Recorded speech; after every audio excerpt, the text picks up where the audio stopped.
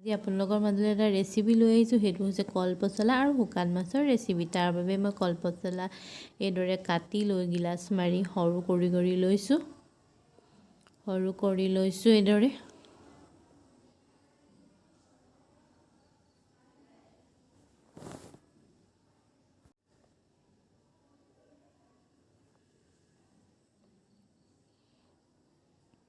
ৰেচিপিটো বনাবৰ বাবে মই লৈ লৈছোঁ এইফালে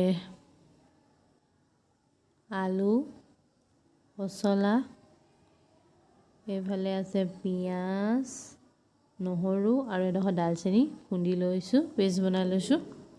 জলকীয়া লৈছোঁ, ভোট জলকীয়া। এইফালে জিৰা লৈ লৈছোঁ, এইফালে কাশ্মীৰী মিৰ্চ পাউডাৰ লৈ লৈছোঁ, এইফালে শুকান মাছ লৈ লৈছোঁ, এইফালে পিঁয়াজ লৈ লৈছোঁ 2টা কাটি,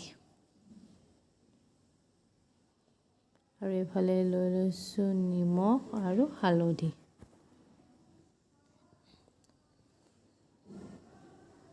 এতিয়া মই ৰেচিপিটো বনাবলৈ ষ্টাৰ্ট কৰোঁ। তাৰ বাবে মই তেল কেৰাহীত এনেকৈ গৰম কৰি লৈছোঁ। তাৰপিছত সেই পেষ্টখিনি দি দিম, পিঁয়াজ নহৰু পেষ্ট দি দিম।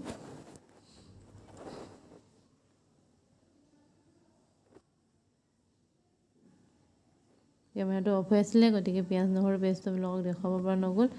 এইদৰে দিয়াৰ পাছত এইটো অলপ দেৰি ভাজি ল'ম। ভজাৰ পাছতে আকৌ তাত এতিয়া মই কাশ্মীৰী মিৰ্চটো পাউডাৰ আৰু পিঁয়াজকেইডোখৰ দি দিম।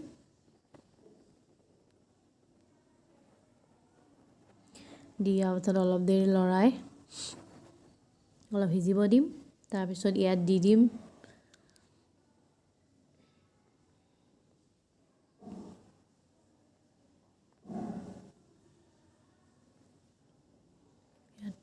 পচলা আৰু আলুকেইডোখৰ দি দিম।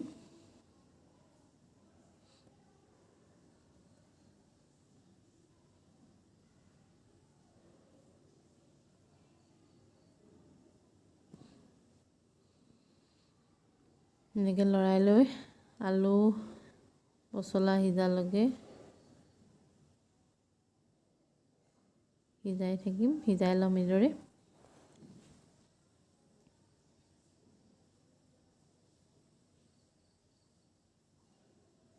নিমখ সোৱাদ অনুসৰি দি দিছোঁ।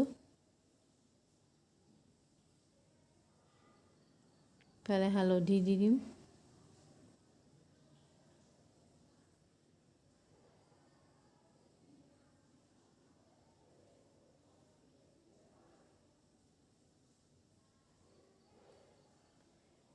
অলপ দেৰি ঢাকন মাৰি দিম।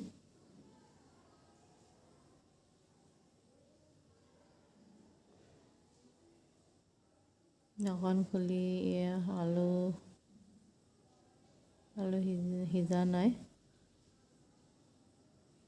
আলু সিজালৈকে সেইদৰে সিজাই থাকিম।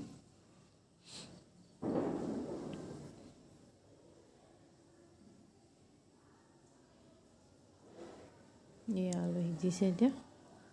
এতিয়া শুকান মাছখিনি দি দিলোঁ। শুকান মাছখিনি বহুত ভালদৰে শুকোৱা আছে, গতিকে এইখিনি মই আকৌ এক্সট্ৰাকৈ ভাজি লোৱা নাই, ইয়াতে ডাইৰেক্টকৈ দি দিছোঁ।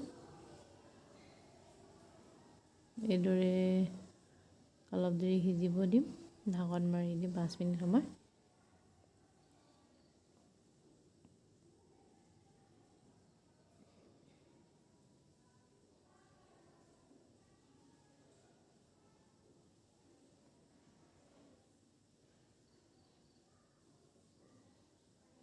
এয়া মাছ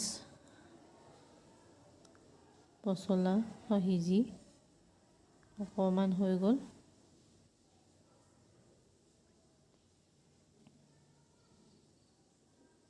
অলপ লাগি ধৰিছে, গতিকে তাত অলপ পানী দি দিম।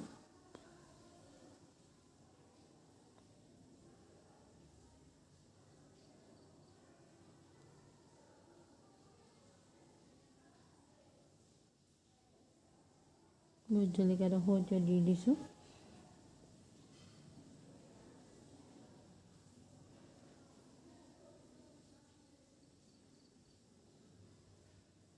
পানী শুকোৱাৰ পাছত চব্জি খাবলৈ ৰেডি হৈ যাব। এইদৰে অলপ দেৰি ঢাকন মাৰি ৰাখি দিম। 5 মিনিট সময় জুইটো অকণমান বঢ়াই দিছোঁ 30 আছিলে এতিয়া 160 কৰি দিছোঁ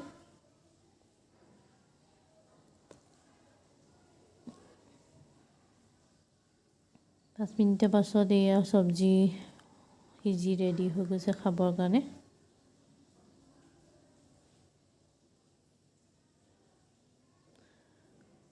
এয়া চব্জি খাবৰ বাবে ৰেডি হৈ গ'ল আপোনালোকে এইদৰে বনাই খাব আৰু যদি ভাল লাগে মোৰ ভিডিঅ'টো চাই তেনেহ'লে লাইক কৰিব কমেণ্ট কৰিব আৰু নতুনকৈ মোৰ চেনেলটো যদি চাইছে ছাবস্ক্ৰাইব কৰিবলৈ নাপাহৰিব সকলোৱে বনোৱাৰ ধৰণ বেলেগ বেলেগ মই এনেকৈ বনাই খাই ভাল পাওঁ আৰু খাবলৈ বহুত টেষ্টি হৈছে আপোনালোকেও এইদৰে বনাই খাব আজিলৈ আহোঁ ধন্যবাদ